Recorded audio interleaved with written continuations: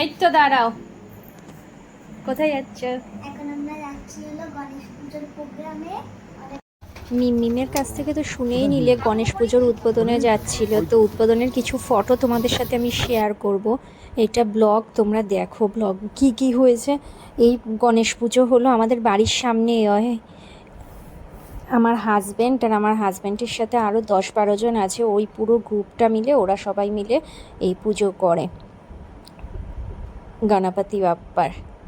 তো আমার দেখো পুজোর দিনকে আমার হাজব্যান্ড আর মেয়ে গেছিলো, গিয়ে পুজোটা দিচ্ছিল।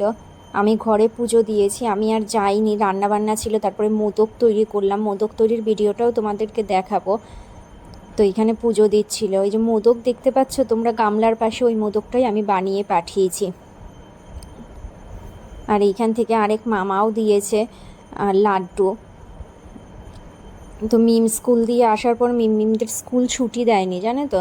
তো মিম স্কুল দিয়ে আসার পর মিমকে স্নান করিয়ে দিয়েছি, মিম আর মিমের পাপা গিয়ে পুজোটা দিয়ে এসছে গণপতি বাপ্পার কাছে। তোমাদের কেমন কেমন লাগলো ব্লগটা কমেন্ট করে জানাও।